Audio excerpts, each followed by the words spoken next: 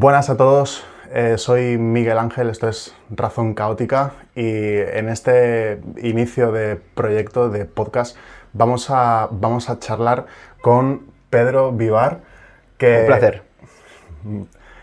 bueno, antes de nada, en lo personal no se me ocurre mejor persona para empezar, porque la verdad que te llevo siguiendo bastantes años, sé eh, lo que haces en cuanto a el podcast de Emotion Me, los libros de Super Sapiens, de programación neuromotriz y el que nos atañe hoy, que es el arte de la coherencia, que ahora nos adentraremos un poquito más. Pero antes de nada tengo que, de verdad, agradecerte estar aquí en Santander hoy y charlar un ratito contigo. Bueno, pues es un placer y una gran oportunidad para tratar de llevar algo bueno a la audiencia, que confío que va a ser tan agradable como para nosotros. Bueno, entrando un poquito en esta última obra tuya, ¿no? Creo que, y yo que te he seguido desde hace tiempo, corrígeme si me equivoco, pero veo como más expansión, ¿no? O sea, estás tratando el término de ser coherente, ¿no? Pero así como antes, a lo mejor al escuchar tus podcasts, a lo mejor se te asociaba más con la filosofía estoica. En este libro puedo apreciar como que toda esa definición de coherencia la vas tocando desde diferentes puntos, ¿no? O sea, que intentas sintetizar diferentes corrientes. Están los estoicos, los mencionas también, el cinismo. También haces alusión a sociólogos incluso, ¿no? O sea, vas documentándote un poco de muchos aspectos o muchas corrientes diferentes, ¿no? E intentas, digamos, dar sustancia a lo que sería, pues eso, ¿no? El arte de la coherencia, pero no desde un único punto de vista como tal, ¿no? Así es. Está muy bien visto, muy bien leído el objetivo del libro. Quizá bueno, el mejor libro de autoayuda, ¿no? Es el que no se denomina o no se autodenomina como tal, como autoayuda, ¿no? En el sentido, no planteas en el libro ninguna píldora mágica, ¿no? Ni para ser feliz, ni para eh, prometer, entre comillas, una vida plena como tal, sino simplemente el arte de ser coherente, ¿no? En el sentido, a lo mejor, no tanto externo, sino interno, ¿no? O sea, no importa lo que de fuera esté rondando o las circunstancias como tal, ¿no? Sino esa valía como tal interior. Yo tengo mucho respeto por la audiencia, entonces a mí no me gusta que se queden conmigo o que transmitan una perspectiva como algo que se puede desarrollar para todo el mundo. Entonces, una de mis máximas es el subjetivismo, entender que lo que yo puedo compartir es subjetivo, no significa que es algo que tú necesariamente puedas compartir o que deba ser un dogma para nadie. Entonces, lo que hago sencillamente es aportar información de una serie de autores, una serie de, como te has dicho, sociólogos, filósofos, para que muchas personas que puedan estar en una situación muy parecida a la mía, pues compartan esa visión. Decía Abraham Maslow que el pez no sabe que está en el agua hasta que le sacan de ella. Entonces a mí me ha pasado que yo no sabía que estaba viviendo pues, en una sociedad con un canon idealista que tiene una serie de consecuencias, y eso pues me estaba impidiendo ver pues que el emperador está desnudo, ¿no? Que es, digamos, la filosofía cínica y el materialismo. Sí, de hecho, en el libro, al principio de él, hablas un poco también de tu infancia, ¿no? De cómo, bueno, yo creo que eso es algo que quizá a todo ser humano nos atañe, ¿no? No importa la clase, el patrimonio o lo que sea, ¿no? El sentir ese miedo, esas limitaciones, ¿no? Decía Escotado, ¿no? Que no hay algo tan respetuoso, ¿no? Como el dolor, ¿no? Pero quizá justamente eso es lo que te impide, ¿no? Cogiendo diferentes formas quizá, ¿no? De celos, envidia o lo que sea, ¿no? Es lo que te impide alterar tu conciencia, ¿no? O subir, digamos, de lo que tú mismo te haces mal, ¿no? Pero no eres consciente por justamente eso.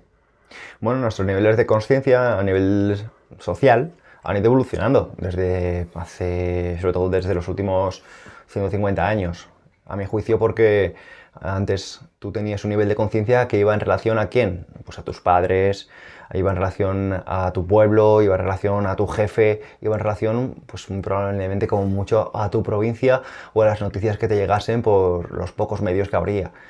¿Qué ocurre ahora? Que el nivel de conciencia ya no te está poniendo solo en lo que pueda pensar tu padre, tu madre, o lo que pueda pensar, como te diría, tu provincia. Ya estamos hablando de que estamos llegando a una perspectiva en la que las redes sociales, por ejemplo, han puesto la conciencia de una persona que pueda estar a 5.000 kilómetros de ti, que ya no es un texto que leas cuando esa persona ya haya muerto, porque estás leyéndolo en otro idioma de hace 100 años o 50 años, sino que ya estás leyendo a contemporáneos que pueden haber tenido una situación muy parecida a la tuya o diferente o desde otra perspectiva. Entonces, eso sin querer, pues poco a poco, de forma inconsciente, te va ampliando la conciencia. Te está perdiendo la perspectiva ya no de tus padres o de tu madre que ha vivido lo de tu padre o de tu madre o de tu abuelo, sino que ya estás viendo una conciencia mucho más grande. Entonces, al final, creo que esto es un cambio humano, social muy grande, todavía no somos conscientes de cuánto, y bueno, en el libro pues trato de plasmar esta idea desde una perspectiva de pensamiento.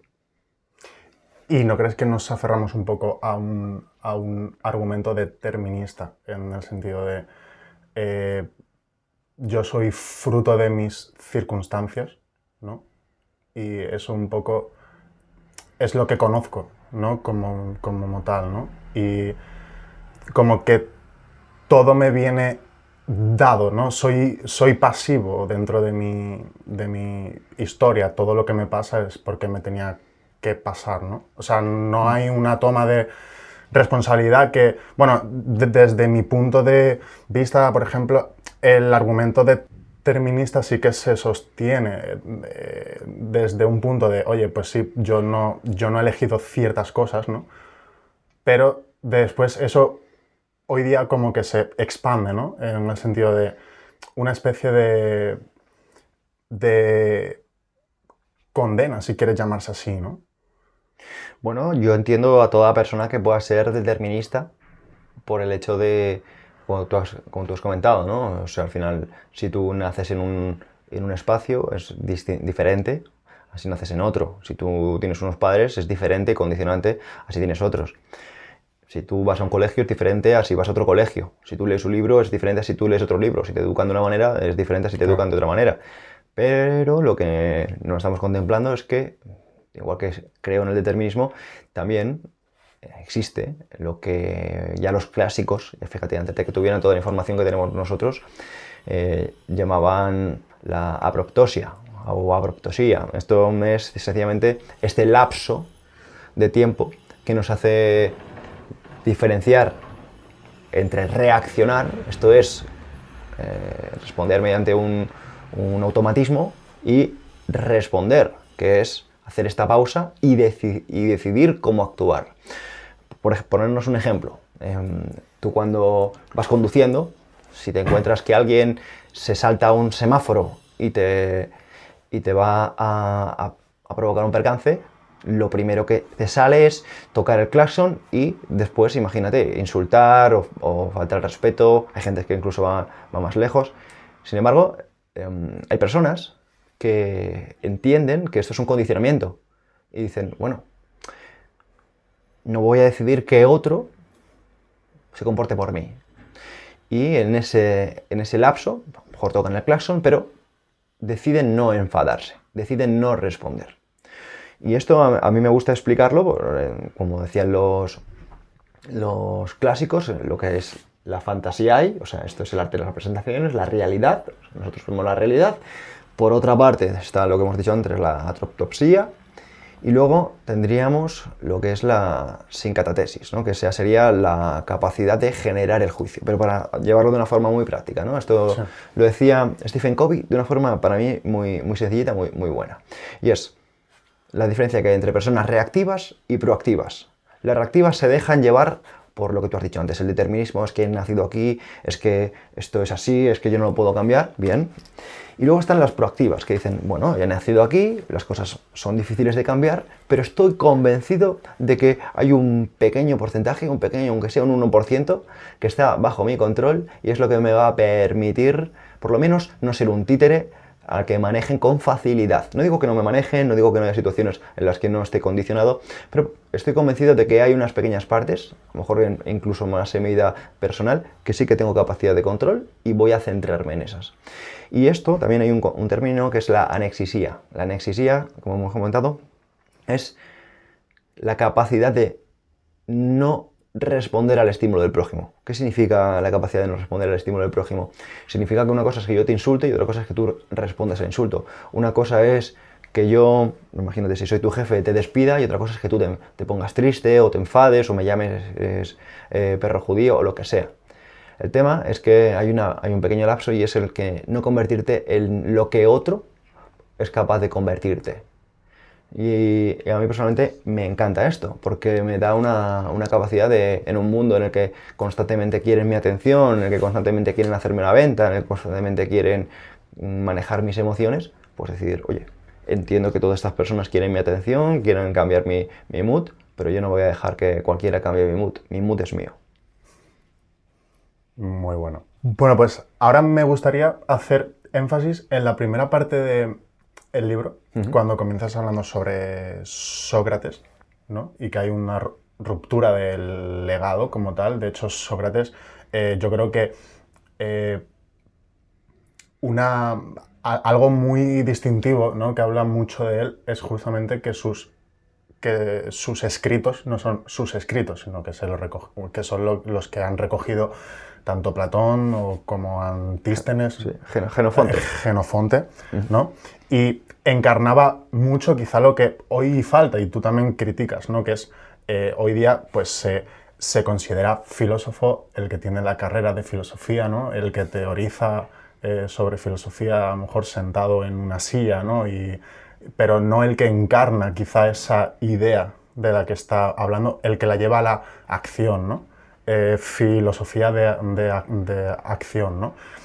Y después hay un punto que a mí me parece uno de los más importantes, ¿no? Que es cómo cuando muere Sócrates, la escisión que hay un poco, ¿no? Entre Platón y entre Antístenes, entre idealismo y materialismo, cómo la idea de idealismo es, bueno, mucho más aceptada. De hecho, se llevó, ¿no? Por goleada, entre comillas, y como eso, aunque no seamos conscientes hoy en día, pero nos ha condicionado, ¿no? Porque el materialismo, incluso por muchos autores, o el cinismo siempre ha quedado como apartado o no se ha considerado filosofía como tal, ¿no? Se ha peyorizado un montón. De hecho, el término cínico hoy en día lo entendemos como una persona cuanto menos desconfiable, ¿no? Así es. Lo has expresado muy bien. Al final, si hacemos una prueba con la audiencia, no sé si conocerán muchos a Antístenes, pero probablemente todos conozcan a Platón. Entonces esto viene a decir cómo las ideas materialistas pues han quedado un poco relegadas y cómo lo que nos mueve son las ideas idealistas. Estos son como cosas que o ideas, ¿no? Aparentemente súper aceptadas, nadie se las cuestiona. Por ejemplo, nadie se cuestiona el tiempo. Nadie se cuestiona el tiempo porque es un constructo social, pero el tiempo en sí mismo no existe, es una idea en la que nosotros nos hemos puesto de acuerdo para decir que a esta hora vamos a hacer esto otro, a esta hora vamos a hacer esto, vamos a hacer lo otro. No, ya no se come porque tengo hambre, ya no se come porque son las 2. Pero si nos damos cuenta, no tenemos las mismas horas de luz en enero que las que tenemos en agosto. En agosto tenemos muchas horas más de luz y en enero tenemos menos horas de luz. Entonces, al final, si alguien abriese, por ejemplo, su negocio desde el amanecer hasta el atardecer, en enero trabajaría muchas menos horas que en verano, que trabajaría un montón de horas, ¿no? Aquí, por ejemplo, en la región septentrional de Occidente, aquí en España, muy diferente, en otras zonas. Entonces hemos aceptado esto sencillamente como constructo social, porque al final a nivel de organización humano lo hemos querido así, pero no pasa solo únicamente con el dinero, perdón, con el tiempo, pasa por ejemplo con el dinero.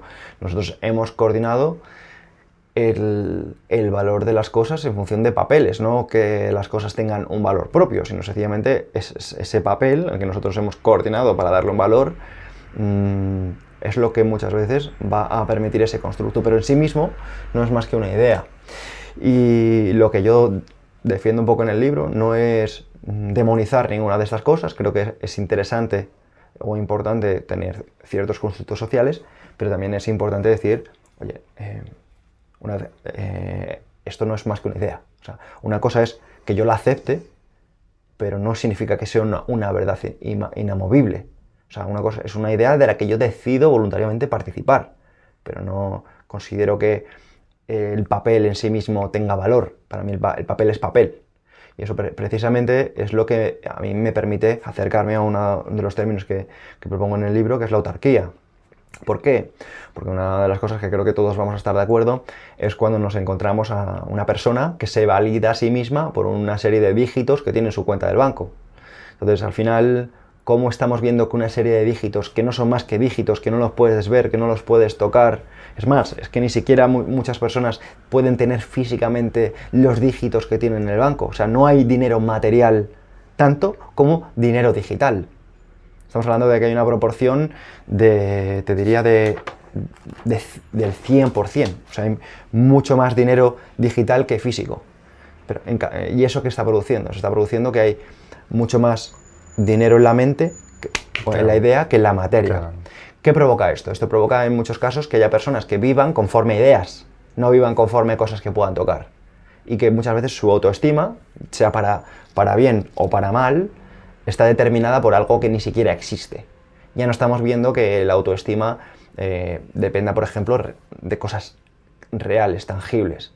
Y esto pues es una de las denuncias que hago en el libro, pero bueno, sencillamente como de forma subjetiva, o sea, sencillamente de forma de ¿y tú qué opinas?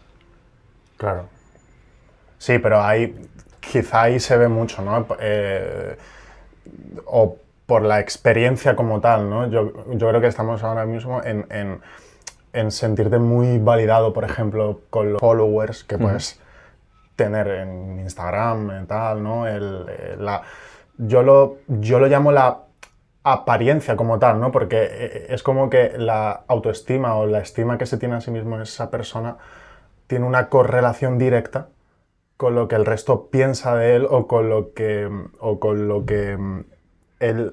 a él le pertenece, ¿no? Si en un momento se quedase con una cuenta de seguidores a cero, una cuenta del banco a cero, ¿no? Es el mismo ejemplo. Se desvanecería por completo la felicidad, si se quiere llamar así. O al menos la validación.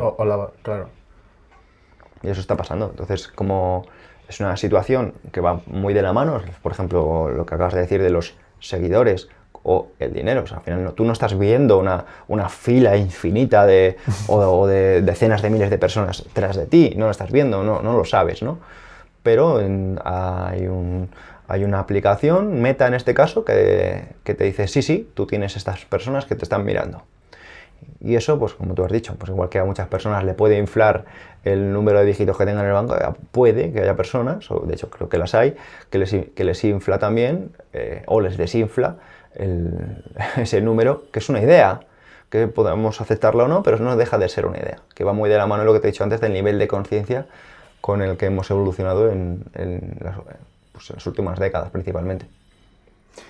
Y todas esas ideas me gustaría hacer énfasis en la de el Estado, porque hoy día yo, bueno, escucho, veo, pienso, ¿no? Que se le da como una magnitud tremenda al Estado, ¿no? En el sentido de incluso se personifican los ciudadanos, ¿no? Como si nosotros fuéramos también el Estado, ¿no? Y después esto es una opinión que yo tengo, ¿no? Pero el Estado al final es lo que hemos hablado. Es otro constructo. Es otro constructo, no existe como tal, o sea, no hay... No tiene identidad ontológica. Exacto, sí, sí. No tiene entidad ontológica del Estado. Tú no puedes... a mí me gusta la escuela austríaca también porque lo aterrizan de una forma muy clara, ¿no? Y es, no tienes existencia ontológica. Tú no puedes tomarte un café con el pueblo español. Tú no puedes salir de fiesta con la clase obrera. No puedes ir al cine con España, por ejemplo, o con Italia, o con Marruecos. Podrás ir con el presidente de España, o con el rey de España, o con el rey de Marruecos, pero tú no puedes ir con España, porque es un constructo. No sí, pero son ideas que han calado tanto que incluso nos condicionan hasta el punto de, que también lo mencionas en el libro, de educación, lenguaje, por ejemplo, ¿no? Cómo al final todo este constructo que a mí me gusta llamar que el Estado son personas organizadas que dirigen la vida, ¿no? O que hacen leyes como tal, pero que nosotros, o el pueblo en ese sentido, no tiene nada que ver como tal con lo que esas personas hacen. Lo que pasa es que sí que existe cierta intención de identificarnos mucho, ¿no? Mediante símbolos nacionales, mediante fronteras, cultura común, ¿no? A ver, y es que hacer de eso todo está muy bien visto. A ver, al final, ¿qué se ha enseñado? Se ha enseñado que la educación solo se da en centros oficiales. O sea, si tú no tienes un título oficial, esto es respaldado por el Estado, esa educación no vale. O sea, nosotros lo que estamos haciendo aquí no se puede ver como educación, pero esto podría ser perfectamente la temática dentro de un aula. Y podría, por ejemplo, un profesor de cátedra, un médico, quien quieras, estar hablando en un bar sobre nutrición, pero que seguiría siendo educación. O sea, que se haga dentro de un aula no lo hace muchas veces una buena educación. Y lo mismo pasa en el aula. En el aula se puede estar dando elementos que no tienen por qué ser educativos, pero precisamente que se hagan dentro del aula es lo que le está provocando a muchas personas que consideren que es educación. Cuando muchas veces pueden ser elementos que desinformen a las personas o incluso que les estén adoctrinando en ciertas ideas que muchas veces no son empoderadoras, sino precisamente lo contrario. Claro, y lo que les conviene, ¿no? Desde el sentido, también tienes un apartado, ¿no? Que dice, el sistema es que te quiere así, ¿no? Porque de alguna forma te necesita así, te necesita... Claro. Bueno, esto creo que no lo has puesto tú, pero lo añado yo, te necesita dependiente. De alguna forma, porque si no pierdes su sentido de ser. Claro, mira, o de existir, ¿no? Esto se explicaría o se entendería, yo creo que las personas que a lo mejor puedan estar llevándose la mano a la cabeza, lo entiendo, de la forma en la que se construyeron, por ejemplo, las religiones. Las religiones se construyeron precisamente para crear devotos y para crear personas que al final sostenieran a nivel económico estas religiones. ¿Qué ocurre? Que al final, ¿por qué una religión se hace más poderosa? ¿Por en función del número de qué? De devotos, de personas que estén pagando, de personas que, por ejemplo, puedan ir a la iglesia. Entonces, cuanto más personas crean, pues más poderosa va a ser esa religión. Pero no tiene por qué existir la religión que te estén diciendo, o la deidad, o el Dios que esa religión te esté defendiendo. Sin embargo, bueno, pues eso no es lo que quiere venderte a ti esa religión por conflicto de interés. Lo mismo pasa con este constructo estatal. Al final ha utilizado los recursos que utilizaban las religiones para darse a sí mismas veracidad. Antiguamente las religiones se hacían enormes catedrales, enormes edificios, para demostrar su poder, para demostrar la existencia de Dios en la tierra. Ahora mismo el Estado está utilizando eso mismo, tratando de generar enormes edificios y enormes espacios para justificar su existencia y, en este caso, su necesidad. Pero, vamos a ver, como vamos a decir, ni la educación precisa de Estado, ni la sanidad precisa de Estado, ni muchas entidades precisan de Estado. Lo que se requiere verdaderamente es la colaboración voluntaria de muchas personas. Porque ¿cuál es el mayor representante o la mayor representancia del Estado que tenemos ahora mismo en nuestra sociedad? Pues una cárcel.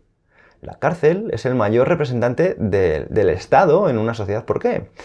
Porque es digamos, un espacio de anarquía, un espacio donde hay una serie de ordenantes, está el ordenante superior, que puede ser el alcaide, y de ahí tenemos a pues, los guardias, y después están los presos, que digamos serían el escalafón más bajo. Pero nos damos cuenta que en una cárcel puede haber violencia, en una cárcel puede haber robo, en una cárcel puede haber droga, en una cárcel puede haber muchas cosas que se supone que no están permitidas.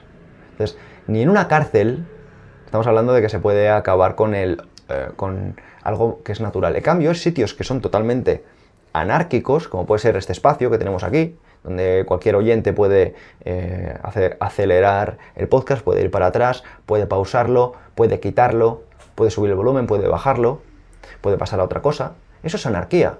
Y lo mismo pasa en la anarquía con un montón de situaciones, pero que muchas personas no saben o no conocen, ¿no? Por eso al principio hacía alusión a lo que era esa frase de Abraham Maslow de que el pez no sabe que está en el agua hasta que le sacan de ella, ¿no? A veces creemos que el Estado es un ente que está creado para protegernos, pero lo que tiene sencillamente es una retórica religiosa para generar devotos, pero que en este caso va mucho más allá de la retórica, sino que está generando clientelismo, está generando sueldos para que muchas personas consideren que es necesario y que qué va a ser de ellos sin él. Y es precisamente porque no se han quitado ese velo que cuando te lo quitas pues te estás dando cuenta, ¿no? Un ejemplo para aterrizar esta idea que me parece muy interesante, que puede ser de utilidad para la audiencia, ¿no? Una persona que esté con el velo del Estado, a menos que sea corrupta, va a tener prácticamente toda su vida el mismo sueldo. O sea, un médico, a menos que sea corrupto, o un político, a menos que sea corrupto, un bombero, a menos que sea corrupto, va a tener prácticamente toda su vida el mismo sueldo. Pero una persona que esté en el mercado va a cambiar radicalmente en función de a cuántas personas sirva y de qué calidad sirva a esas personas. Y esto lo estamos viendo, ¿no? Sobre todo ahora gracias a las redes sociales, estamos viendo que muchos compañeros nuestros, muchas personas que no trabajan para el Estado, para un ente oficial, están teniendo sueldos enormes. Y van oscilando en función a quién, de a cuántas personas han ayudado esa semana, ese mes, ese día, ese año. Y eso, pues, escuece, porque te está quitando un velo que piensas que todos merecemos lo mismo. Es que no es que todos merecamos lo mismo, sino es que no podemos ir en contra de nuestra propia naturaleza. O sea, y esto es, ¿qué significa? Pues que yo no puedo obligar a nadie a que me vea. Y de la misma forma que Cristiano Ronaldo no puede obligar a nadie a que le vean. Pero si tú decides verme a mí y decides consumir mis servicios, pues va a repercutirme. Si tú decides consumir a Cristiano, va a repercutir en Cristiano.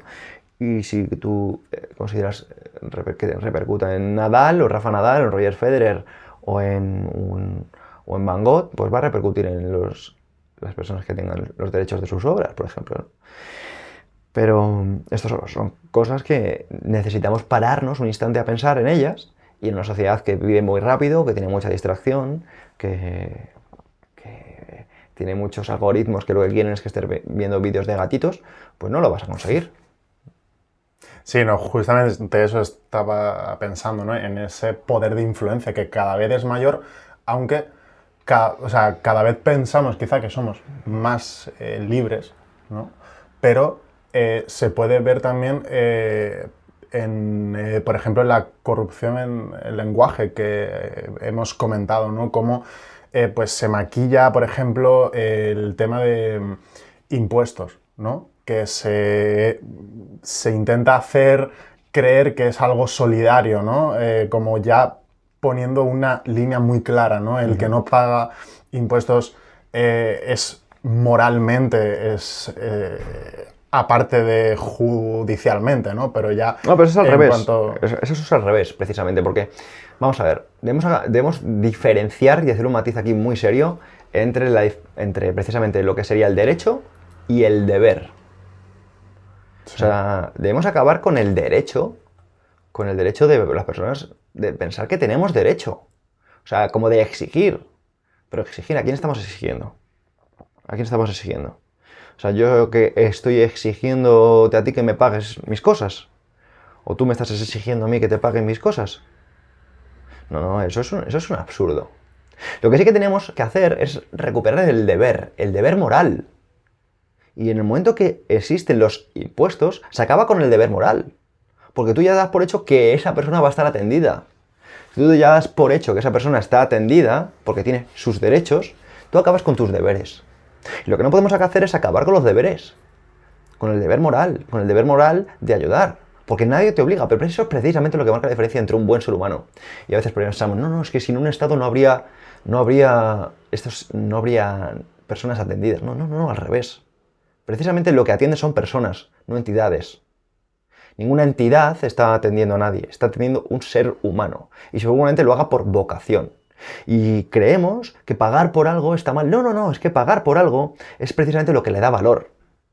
¿Por qué debemos pagar? Pues debemos pagar porque es un símbolo de reconocimiento. Pasa que tenemos una cultura muy mala en cuanto al dinero. Tenemos una cultura muy mala en cuanto al dinero precisamente porque estas entidades lo que no quieren es que tú manejes dinero. Porque no quieren que tú digas me gusta el dinero. Porque no quieren que tú tengas dinero. Entonces, esto es un tema que debería pues, de conocerse más porque nos movemos por el derecho. No, tú no tienes derecho, pero absolutamente a nada. A nada. Tienes derecho a nada. Bueno, un derecho sí que tienes. Tienes el derecho a que no interfieran en lo que tú quieres hacer. Que no interfieran en que tú quieras ganar dinero. Que no interfieran en que tú quieras ayudar a alguien. Que no interfieran en que tú quieras ser buena persona. Que no interfieran, que no te toquen, que no te agredan, que no te violen, que te respeten. Eso es el único derecho que tienes. Pero no tienes un derecho positivo. Un derecho a exigir. Un derecho a pedir. Un derecho a robar a otros. A violar a otros. No tienes ese derecho. Y lo que no se entiende ahora mismo es que el Estado es el monopolio de la coacción, el monopolio de la violencia justificada. Y no se puede justificar la violencia. No se puede justificar ningún tipo de violencia. Entonces, yo no entiendo cómo hay personas que puedan tener estudios que sigan defendiendo la violencia. Y yo no lo comparto ni lo respeto. Y por eso me considero una persona que no considera que esto tenga ningún sentido. Entrevistaste hace un tiempo a Miguel Anxo Bastos, Varias veces. Que yo también les sigo y me parece, hablando sobre los temas estos, justamente una de las personas que mejor sabe expresar esto, ¿no? Y entre muchas de las cosas que decía, pero daba a entender como que todos los derechos positivos que estamos aquí comentando, ¿no? De, pues yo tengo derecho a la sanidad, a educación, suena muy bien, suena muy bien. No es más que un bien económico. De hecho, esa idea se sostiene por justamente esto. Porque hay una serie de impuestos o de tal que están sosteniendo esto, pero el ser humano como tal nunca ha tenido ese tipo de derechos, a lo mejor que ahora creemos que se nos viene dados, ¿no? Porque por nuestro contexto, ¿no? No sé si hay... Es que estamos haciendo que cuanto más impuestos haya, hay menos personas que puedan tener o sea, cuanto más graben a las personas, o sea, en lugar de hacer lo que vocacionalmente podrían estar haciendo, esto es estudiar medicina, estudiar nutrición, estudiar ciencia del deporte, estudiar, digamos, elementos que lo que hacen es mejorar la vida y la salud de las personas, estamos teniendo personas que necesitan dinero. Porque están grabadas para que estén trabajando por dinero, estén trabajando, para salir adelante en lugar de para prosperar. No es lo mismo utilizar el dinero para pagar comida, para pagar una casa, que utilizar ese dinero para estudiar estrategias, herramientas o habilidades que nos faciliten la vida a todos. Pero esto es un tema cultural, por eso he mencionado antes al profesor Bastos, es un auténtico sabio, y dice, no, es que estamos debatiendo mal, estamos utilizando el discurso de una forma, yo creo que a contracorriente, y lo que hay que hacer es realmente explicar las cosas con claridad. Y esto no se hace, así que a mí me encantan ese tipo de iniciativas, porque por lo menos, no sé lo que conseguiremos, pero si una persona le da, por ejemplo, a leer a la escuela austriaca, a leer de filosofía más allá de lo que te cuentan en entidades árquicas, creo que podemos ir avanzando bastante. Sí, de hecho, bueno, yo acabé lo que fue bachillerato y tal hace un par de años y puedo decirte que el conocer todas estas corrientes, el estoicismo, cinismo, el epicureísmo, sí que lo toqué, pero se pasó muy por arriba, no se profundiza como tal en la corriente.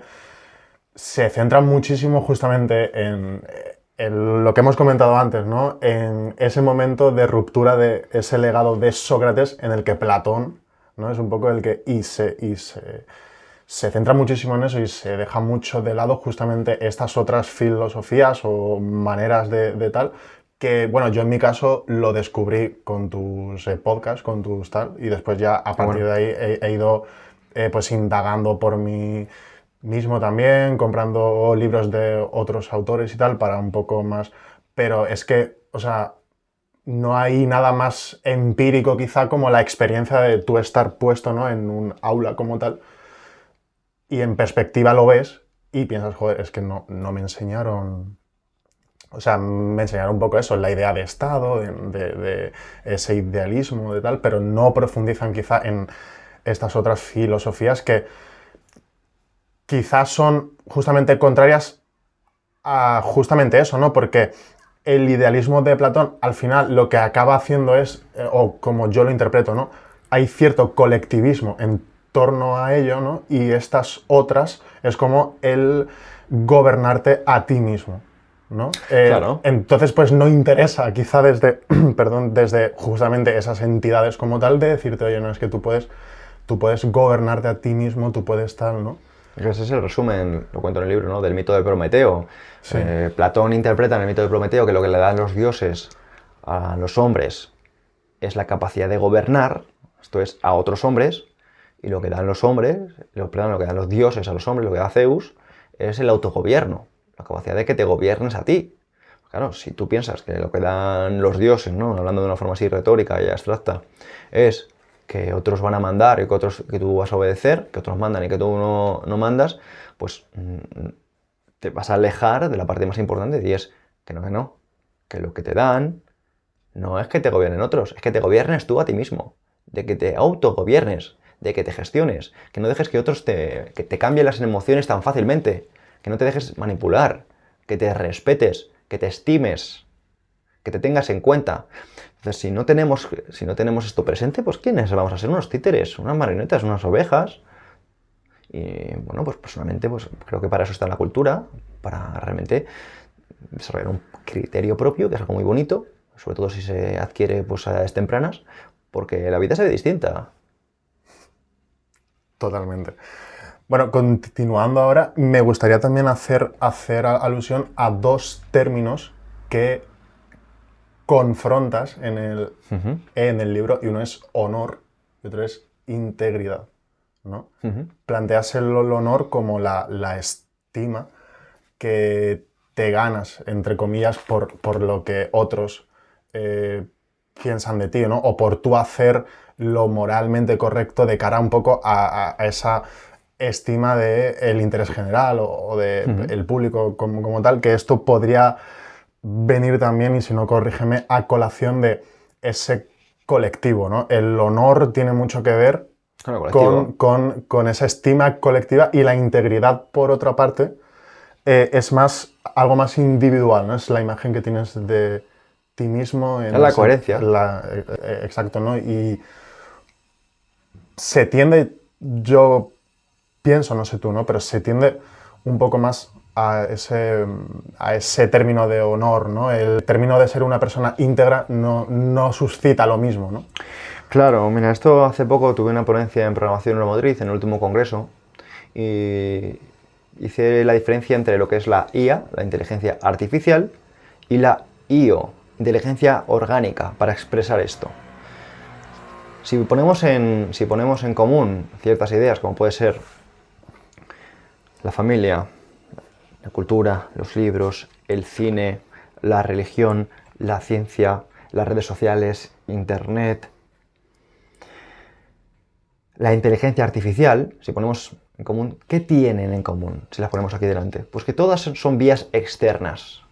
Todas son vías externas. La familia te expresa ideas desde fuera, el Estado te expresa ideas desde fuera, internet te expresa ideas desde fuera, la religión te expresa ideas desde fuera. Todas estas vienen de fuera. O sea, y no es una crítica. Sencillamente es algo que creo que pocas personas podrán decir que no es así.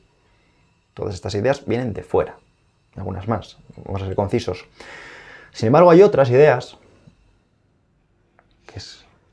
que están estudiadas, que es la inteligencia orgánica, que viene de nosotros, que viene de dentro. Son unas vías a la hora de tomar decisiones que vienen de dentro. Pero se habla muy poco.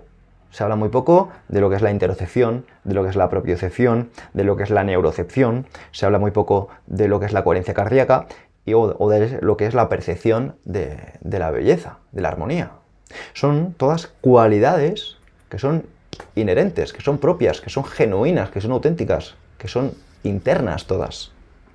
Pero no se hablan de ellas. Entonces, yo no estoy diciendo que no debamos guiarnos o que no nos guiemos de lo que diga la familia, el Estado, la ciencia, la inteligencia artificial.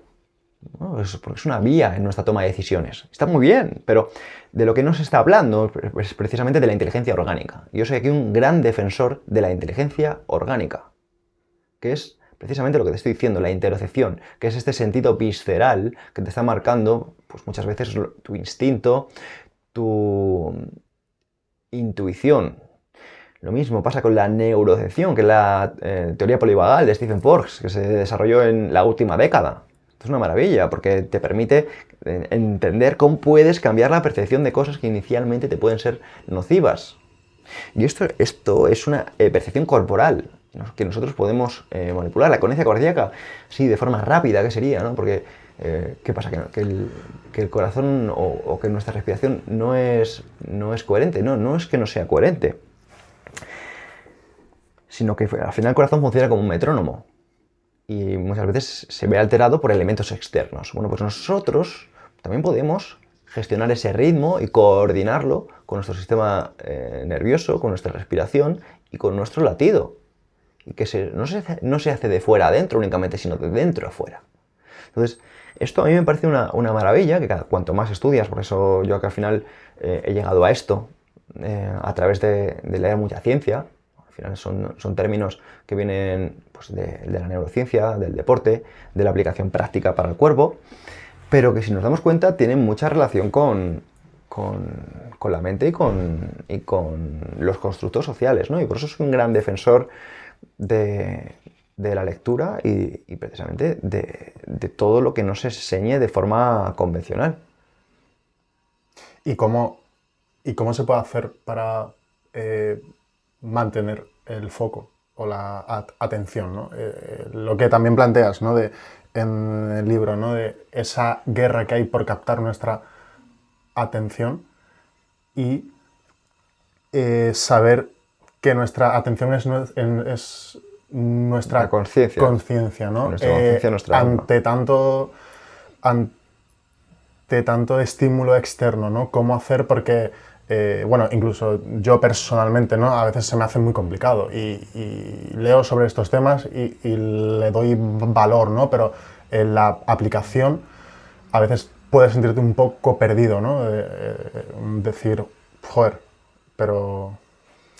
Los antiguos griegos tenían en el templo de Apolo, en Delfos, un lema. Bueno, tenían 3 lemas, pero uno de ellos era Nogisouton, que significa conócete a ti mismo. Entonces, lo primero que debemos hacer es una auditoría de nosotros. Esto es, ¿dónde estamos poniendo nosotros nuestra atención? Y más allá de eso, nuestra atención, que se puede multiplicar con nuestro dinero, es ¿dónde estamos poniendo nuestro tiempo y nuestro dinero? ¿Qué estás consumiendo? ¿Qué estás viendo? ¿Qué estás haciendo? Porque de esa forma vas a empezar a saber más de ti. Vas a decir, oye, si estoy gastando mi tiempo en ver dibujitos de gatitos, o estoy leyendo sobre filosofía, o estoy leyendo sobre finanzas, estoy leyendo sobre nutrición, estoy viendo sobre fútbol. O sea, que todo lo que debemos entender es de qué estamos hechos. ¿De qué estamos hechos? Muchas veces se dice que somos lo que comemos. Yo quiero ir a somos lo que consumimos. Somos lo que escuchamos repetidamente, somos lo que vemos repetidamente, somos lo de las personas que estamos rodeados repetidamente, ¿no? Entonces, un acto de responsabilidad es conocerse a uno mismo. En el momento que nosotros nos conocemos a uno mismo, empezamos a saber esto, pues ya empezamos a habernos puesto más atención. Y como hemos dicho antes, aquello donde ponemos nuestra atención se expande. Eso yo decía Epicteto, ¿no? Te conviertes en aquello que prestas atención.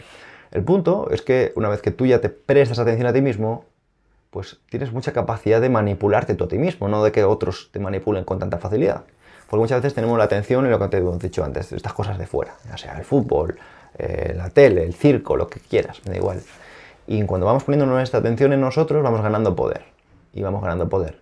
Y curiosamente, cuanto más atención ponemos en nosotros, más empezamos a llamar la atención de otros. Pues a mí me gusta decir que la mejor forma que tenemos de influir en el mundo es siendo felices. ¿Quieres que te vaya bien en la vida? No pienses. Trata de ser feliz. Ya está, es tan simple como eso. Si te pones a pensar, se te va a pasar la vida. En cambio, vemos a personas que no estaban pensando en ser exitosas, estaban pensando en ser felices. Me viene el ejemplo de Michael Jordan. La industria del baloncesto no es lo que era. Por ejemplo, Leo Messi no quería, me lo imagino, imagínate, si le dicen que tiene que dejar de jugar a fútbol por ganar dinero, no se va a poner a estudiar empresariales. Dice, no, yo me quedo jugando a fútbol, aunque sea pobre. Y entonces, eso es lo que admiramos de la gente, que son felices. Admiramos a la gente que está a su película. Lo que más admiramos de las personas es que estén a su película, que sean felices, que no estén distraídas, que estén emocionadas, que transmitan, que vivan. Si no somos capaces de entender esto, no somos nada. Sí, la fama y demás, en los casos esos que planteas, son un efecto indirecto de, ¿no? O sea, no es el fin como tal, sino es un poco lo que se acarrea por justamente eso, por a lo mejor ser coherente, ¿no? con lo que... Y también en ese proceso de autoconocimiento, ¿no? Hace falta, yo creo, ¿no? Una dosis de sinceridad contigo mismo importante, ¿no? Porque claro, igual que puedes ver tus puntos fuertes, también tienes que ser lo suficientemente sincero contigo para decirte, pues mira, esto, aunque a veces duela, ¿no? Pero es necesario también, y quizás no todo el mundo sabe, ¿no? Interceptar esas partes, ¿no? Así es, Miguel. Y eso pasa muchas veces. No sé, hay un concepto que me encanta y es la anacaredeia, que viene también del griego y es no sacrificar la verdad en favor de la cortesía. Y esto es una cosa que yo tengo muy presente. ¿Por qué? Lo tengo muy presente porque vivimos en un mundo donde nos dicen, no, sepárate de tu entorno, no, haz esto, haz lo otro, no, para tener éxito hay que hacer esto otro. Y a ver. Yo no digo que no haya que hacer X cosas, pero lo que hay que hacer es ser claros, hablar con uno mismo con propiedad.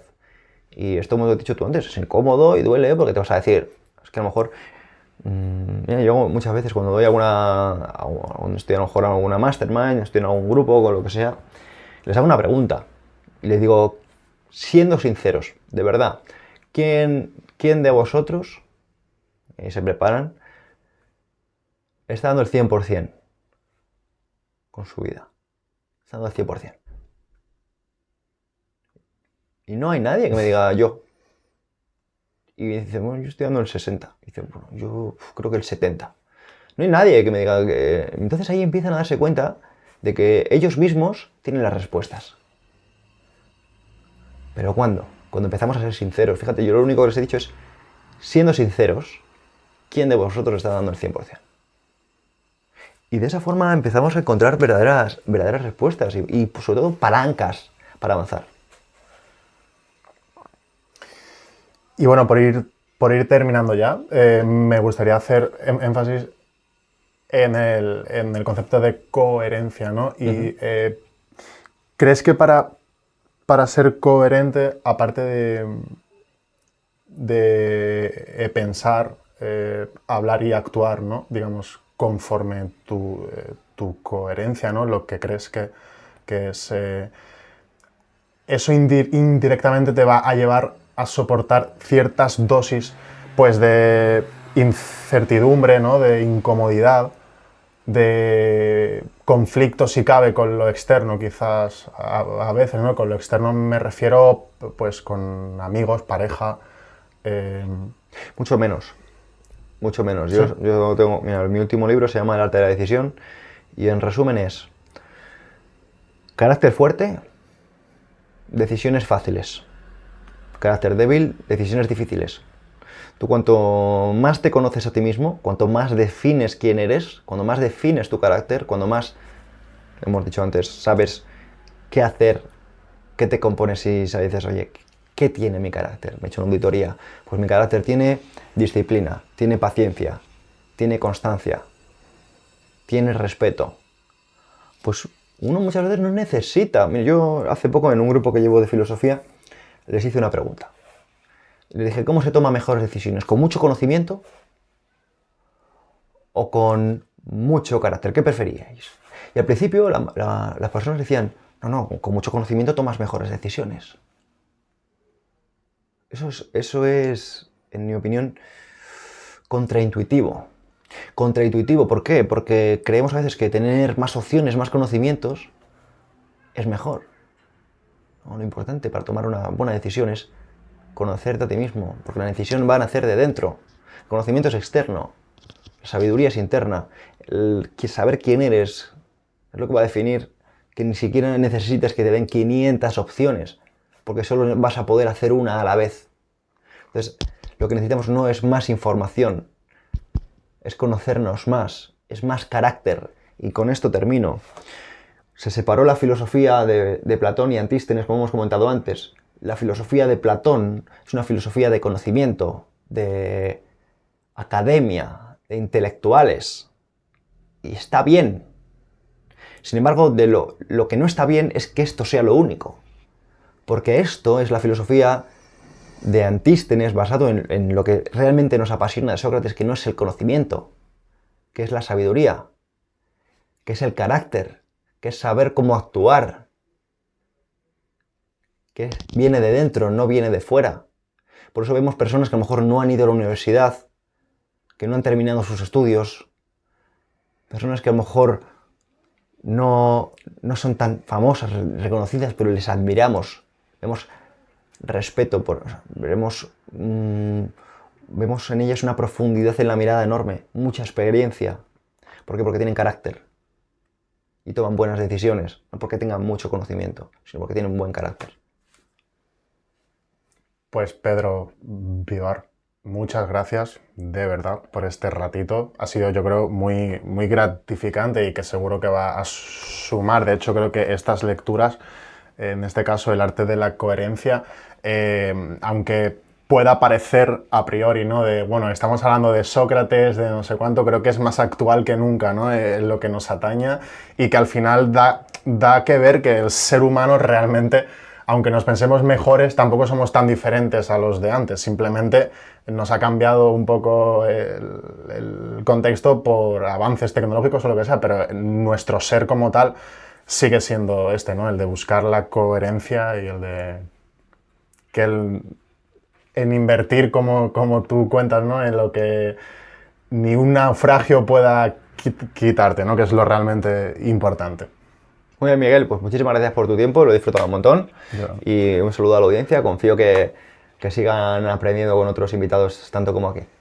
Muchas gracias.